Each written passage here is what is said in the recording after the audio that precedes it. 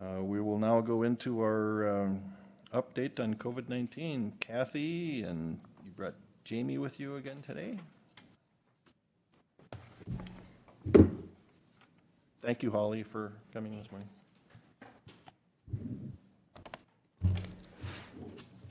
Good morning, Mr. Chair and Commissioners. Good morning. So I've handed out the data on our cases and information. So Clay County, our total positive cases are 6,667. And then we have our confirmed and probable cases, and then new cases reported as of February 1st were 2. Total deaths remain at 84. And our 14-day case rate, which is the number that throughout this pandemic we've been utilizing to assist the K-12 schools in making decisions, and that's at 36.94, so that's really low. At one point in time, it was well over 100, so those numbers are really looking really good. Our total positive cases in Minnesota, 462,528, went up just a little bit, 727 new reported cases. Cumulative deaths are 6,202. There was 2 new reported deaths as of February 1st.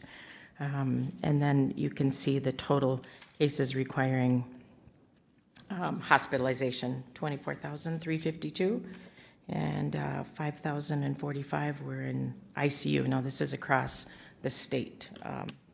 And then no longer needing isolation. Our vaccine administration data, so right now in Clay County, the number of people that have received at least 1 dose of our vaccine is 5,565, so that we continue to get vaccine out to individuals that are in those priority areas.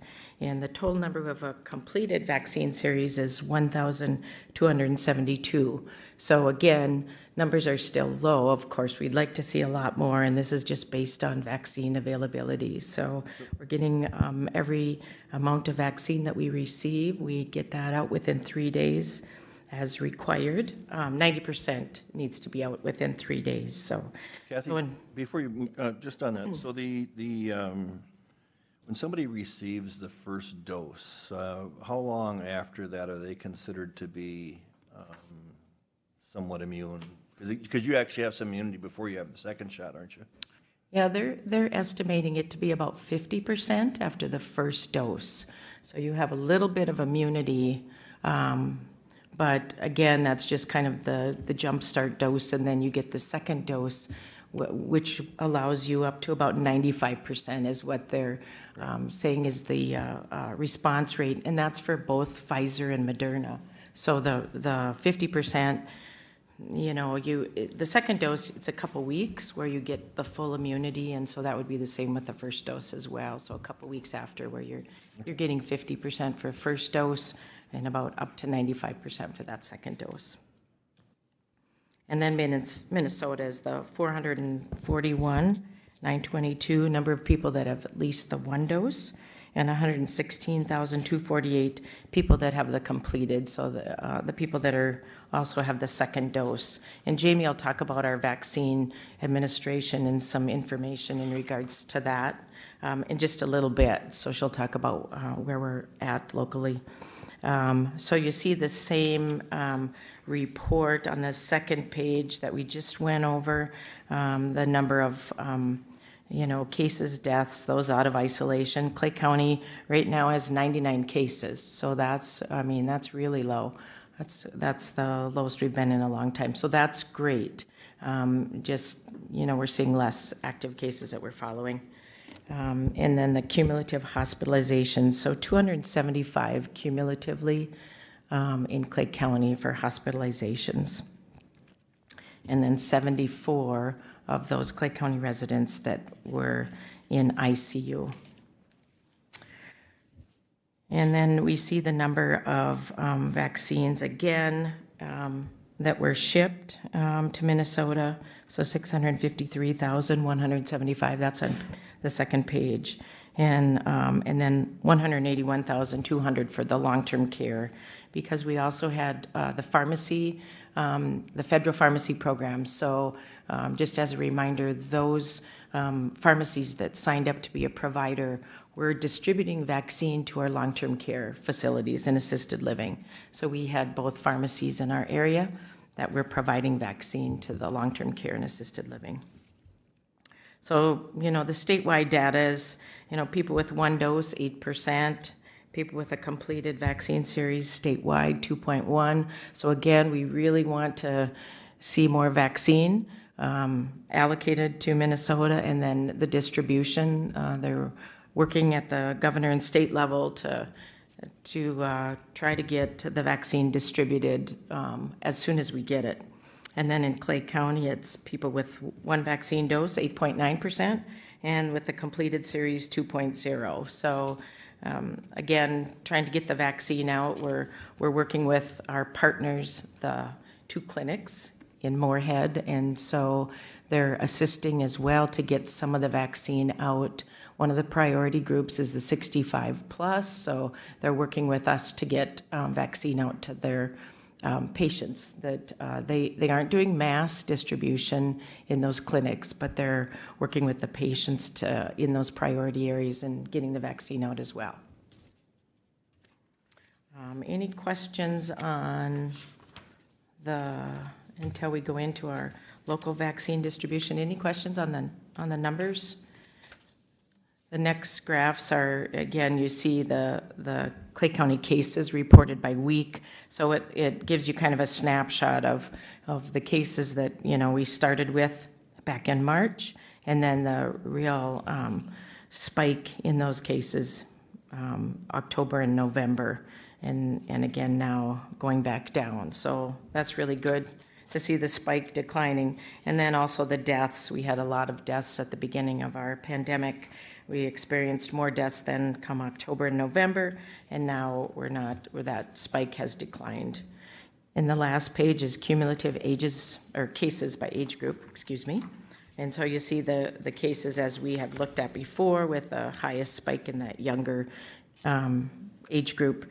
And then you see the active cases by age group. So you see there's a spike now in the 45 to 49 age range, and then still in that 20 to 24. So the active cases certainly can vary in who has active cases and their age group. So that's interesting to see the various age groups that are spiking. And then on the last page is just the hospitalizations that we did talk about. Again, this is statewide. So the number of hospitalizations and the number of ICU people in ICU, that's that green line. So the number of people that were in ICU, this is the Minnesota data. So total hospitalizations, that's cumulative, and then the total ICU hospitalizations. So as that increased, you can see the cases admitted to the hospital and ICU on the lower graph. So it kind of depicts where we saw cases at the beginning, where we saw the spikes again, and then now the decline. And I've mentioned before, locally, as we meet with our hospitals weekly, their numbers are really quite manageable. They're not seeing any spikes, and so hospitalizations at ICU beds are being managed quite well, with numbers not spiking at this point. Any questions on the data? Okay, I'll let Jamie talk about our vaccination information.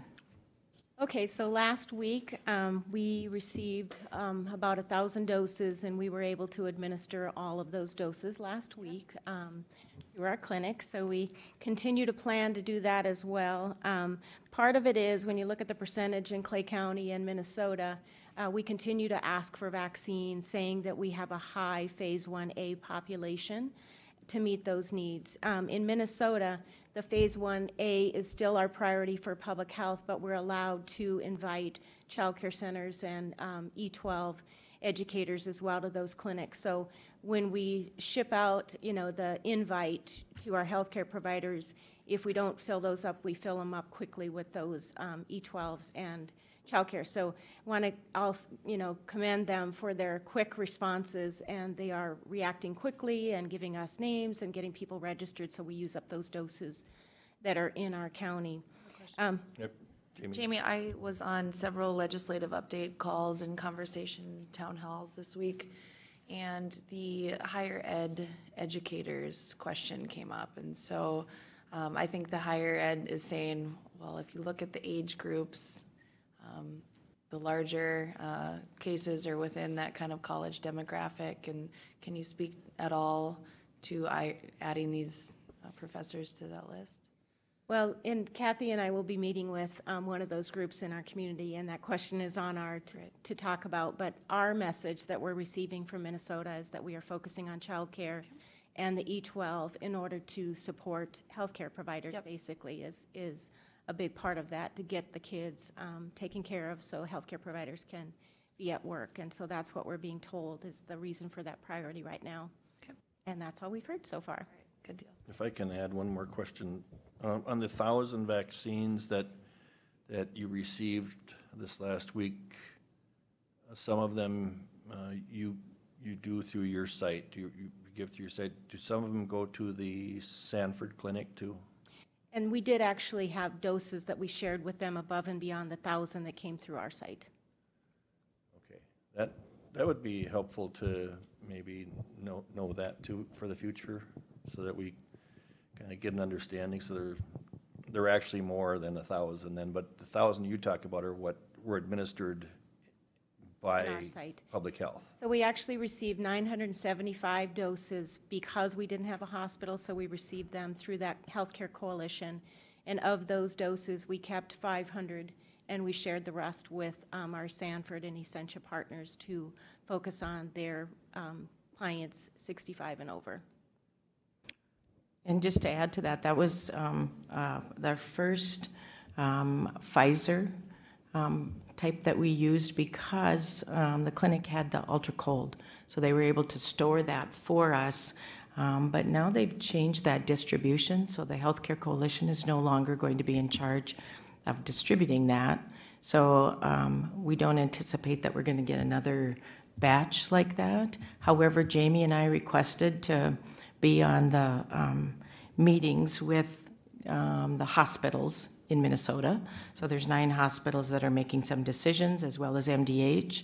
So we've made a request as a local county that has no hospital that we want to be on that decision-making group as well. So we will be invited to be part of that group so we can speak for Clay County. So these 65 and older people in Clay County that might typically do their clinical work at Sanford and Moorhead, how does the Sanford Clinic in Moorhead get their vaccines to be able to distribute to their patients?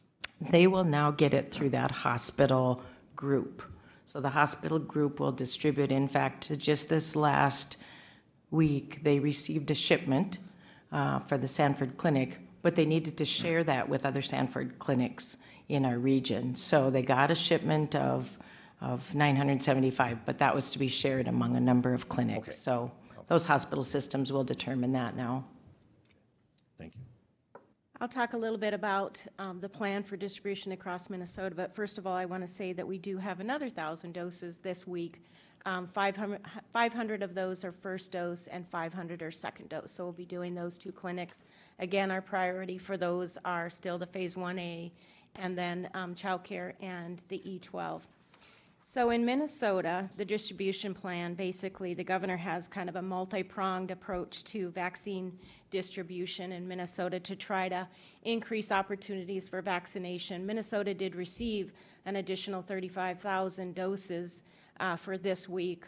Typically, it's about 65,000, and it sounds like a lot, but it's not when you spread it out across the state. But Kathy talked about the healthcare, the hospital systems that MDH is working with, and so they will be shipping vaccine out to clinics and hospitals, and their target population will be the 65 and over the next few months. So that's their focus. So they're trying to get some doses into those local clinics, which we had already done here by sharing ours with our local healthcare partners in Clay County.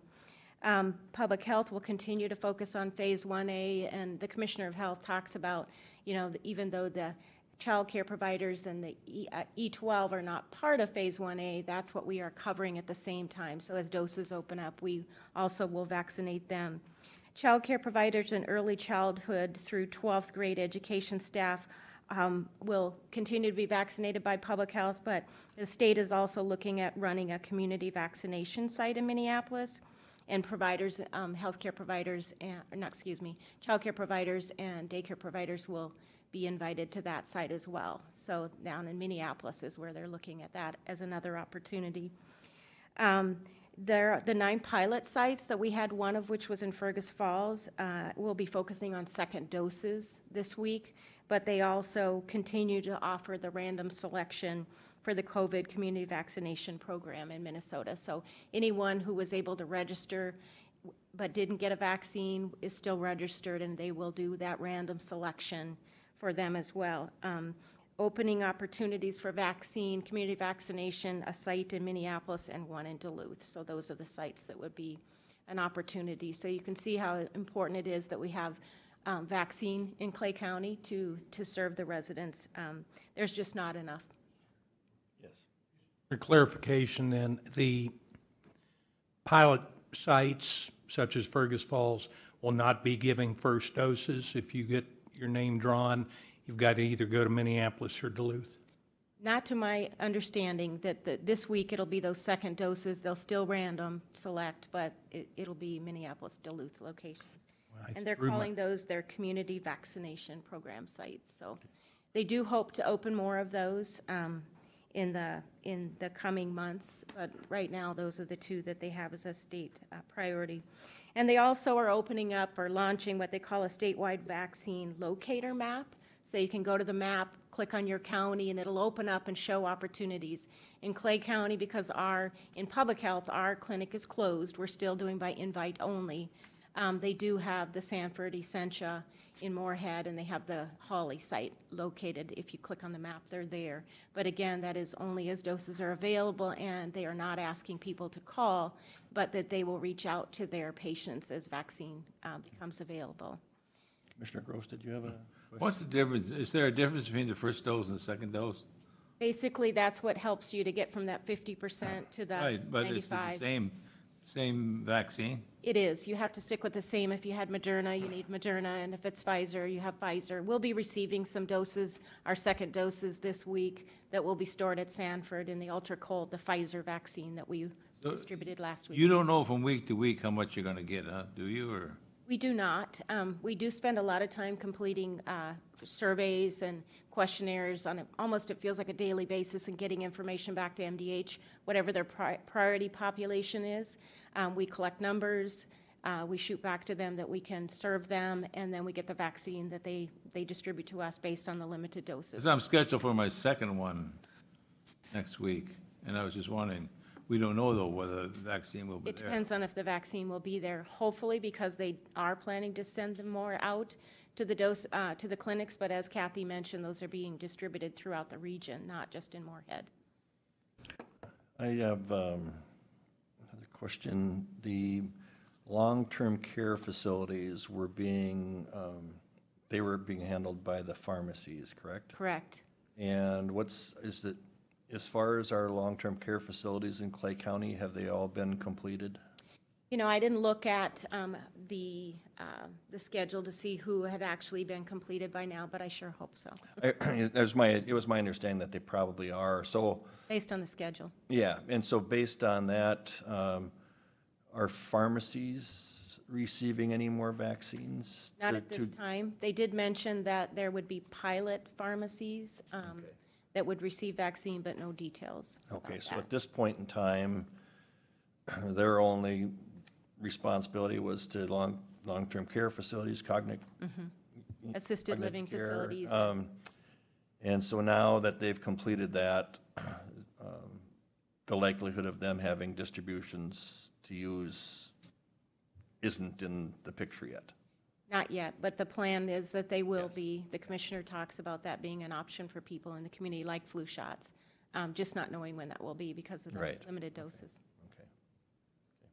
And Mr. Chair and Commissioner Ebinger, you know, it's difficult for Clay County residents when you have 2 sites that are, one in Duluth and one in Minneapolis, not to mention the previous sites they set up, and even getting our people in Clay County over to Fergus Falls. It's a little bit of a hardship. So hence why we requested to be on the decision-making group, to hope to have a voice for Clay County, because, we feel like, without a hospital, the hospital is across the river, and they're doing their North Dakota doses, but we don't get as much as some of the other counties that have hospitals, and so we have the capacity. So we really want to be on the group to kind of push for more in Clay County. So we plan to, be a voice there.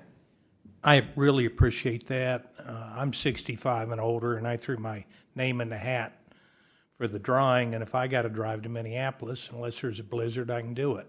But I would say probably 50% of the people in my age group can't. And that is very dismissive. Right. And I appreciate the efforts you're going to make sure that people in our region are represented. Okay, and Mr. Chair, I have just had a question from Commissioner Cayley about masking, because we're hearing so much about some on the national news, the double masking. So I'm just going to report what CDC and MDH are stating as masks. So there's some do's and don'ts. So what they're saying is still the 2-layer washable, breathable fabric. So like the masks we have, it's double layer, and it's just a cloth mask. So those are still appropriate, and they cover your nose and mouth. They fit snugly around the face. They aren't at this point saying you need to double mask. They're saying these cloth masks, they're very affordable and appropriate. The masks that are hard to breathe through, there's some vinyl masks out there. They're not recommending that. They're also not recommending those masks with the little valves or vents. You might have seen those on some masks. Those actually allow particles to escape. So those are not recommended, and you'll see some of those around. And then the N95s and surgical masks that are true surgical masks, those are still really intended for healthcare workers. So the general population is still, this is the recommendation from CDC and MDH. In regards to gaiters, there's lots of information about the gaiter masks. Those are the ones that are on the neck and up the face. So if those have 2 layers, or you double fold them up so they're a double layer, they're okay to wear. Face shields, really, the face shields are used in sometimes in the congregate care settings in schools, but not for the general population. So it's not recommended that you wear face shields around. And just, the trouble sometimes people have is if you wear glasses and the masks fog up. That's really tough. So if you have something that you can have the nose piece that you can pinch to try to eliminate the fogging up is the best you can do. Remember that don't put masks on children under 2 years of age. That's a big thing. So children under 2, not recommended to mask those children. So hopefully that clears up some of the information about masking, as nationally they're saying 2 masks, and CDC and MDH is still making these recommendations. So I have to say, after hearing it, when you talk about the little kids, so many times when I'm out now, I see these little 3 and 4 and 5-year-old kids, and they're just really troopers. They're wearing those little masks. Right. I think that's pretty neat. I had a Right. granddaughter who turned 4, and they had a little get-together for her, and there she was with her birthday. She had to have her mask on, took her mask off to blow out the candles on her cupcake. Yeah. But they're real troopers, and I think that's hats off to the parents too. Absolutely. Absolutely. Just don't put masks on 2-year-olds and under. Right. Don't put masks on babies. Don't put them on 2-year-olds. Turn 4. and under. Correct. Okay. All right. Anything else? Any other questions? Thank you again. I still see that our Minnesota numbers overall versus what they've received and versus what has been distributed isn't where I think it should be. At 50% isn't good enough. But thank you for putting all the vaccine you get into the arms of people in Clay County. And we haven't wasted a dose yet. No. My goal is to get through this pandemic and not have one dose wasted, so. Very, very good. We continue to thank you for your excellent work.